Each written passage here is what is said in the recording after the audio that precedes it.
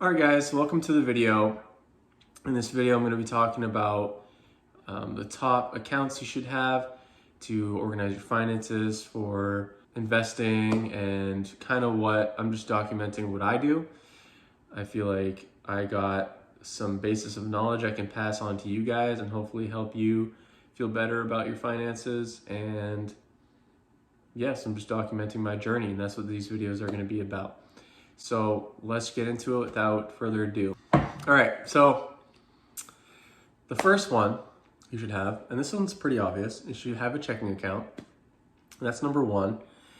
This is where you just pay bills out of, and automatic payments, and you spend your money out of this account. This is your main account.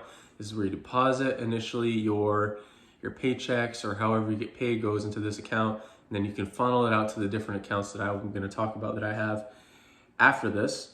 But that's probably number one you would want to have. Now, preference-wise, I think that it's a little different for everyone, but I prefer to have my checking account will have no fees, have no overdraft stuff, so that way you don't have to pay any overdraft fees. It never overdrafts. It's set up so that nothing can happen like that. It's a pretty protected account. I just like it that way. I've had other bank accounts where I've had that issue, or you have to pay more fees, and it's just kind of a pain. Mine's literally called a hassle-free account. It's actually Key Bank, so but that's just my experience with it. From a checking standpoint, it's pretty good from the type of checking account I have, and I think it's important that you set yourself up with one that you like, and that it's just used for dividing your money across these accounts and spending it for your bills. Account number two that you should have is a savings account. You don't want just a regular savings with your bank. You preferably want a savings, unless your bank offers it, a savings rate of at least 1% or more now. They used to be like 2 or 3%, and they went down below 1%, now they're back up. I currently have Ally Bank. They're an online bank and they're high interest, and that's where I put my money now for like emergency funds or long-term savings. That way it's pretty accessible. You can pull it out at any time. Having it in this high interest rate, it's gonna grow for you. It's gonna preserve your money from inflation, and it's also very easily accessible, which is nice because you can pull it out whenever you need it. That's the best place to keep your emergency fund or other long-term savings. Anything you don't need in the short term in your checking account, I encourage you to keep it in here. That's what I do. And the interest rates on these online accounts are going up a little bit more now. They used to be really low. Now they're going back up to like the 2% range. So that's where you're gonna wanna put it. That's where you're gonna get a better return without actually investing it. All right, so the third account that I have is my Roth IRA account. Now, I invest in my Roth through Prudential. It's just a company that I know someone personally that works there. I open an account with them. You can open a retirement account with pretty much any brokerage company. I just happen to use Prudential, but it's just convenient because I set it up with them. I told them how much I want to put aside every month, and then it automatically pulls out of my checking account just like a regular bill, but you're investing into your retirement. That's how I have it set up. That's what I currently do. I do almost the max out on it, because you're allowed $500 per month or $6,000 per year to invest in your Roth IRA, and that's what I'm currently shooting to max that out. I'm not quite there yet. I think that a Roth IRA is a very good investment for people to have.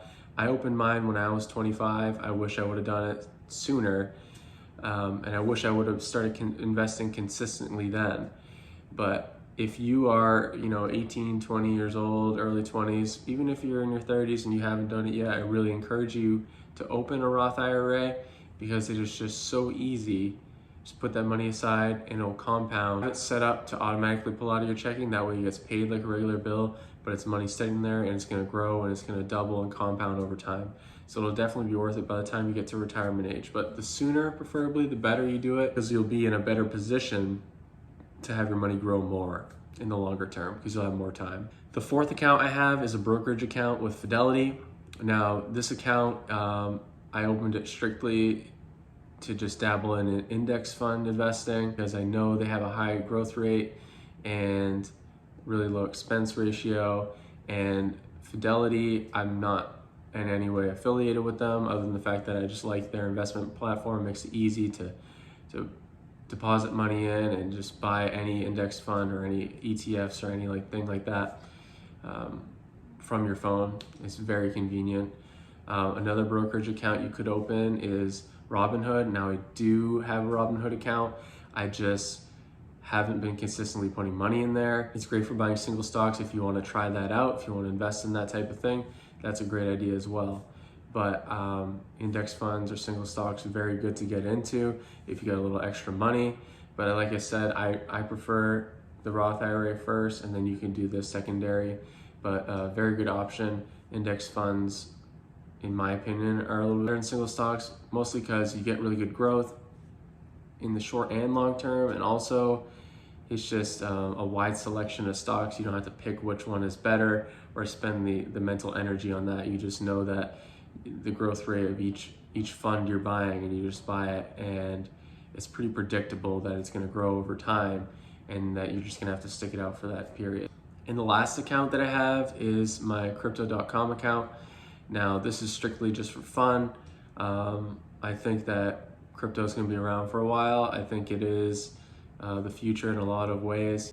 I try to stick to the things I know with crypto, and the ones that I have been known to perform well and that are more reliable per se. I know overall it's very volatile, and I don't encourage any of you to invest your whole life savings into it, but any extra money that usually would be play money or fun money, feel free to invest in something like this. That's what I do. In funds that I've known to perform well now, and I expect to perform in the future, just upon what I've read upon and my own personal research. But I encourage you to do your own personal research. All right, guys, so that's the end of the video. I hope you got some value out of this. If you did, leave a thumbs up and share your feedback, maybe what you do. If you want to see more videos like this, like I said, I'm just starting out. I'm just trying to document my journey with my fitness and share with you my financial journey as well. So that is it for this video, guys. I appreciate you all, and have a good day.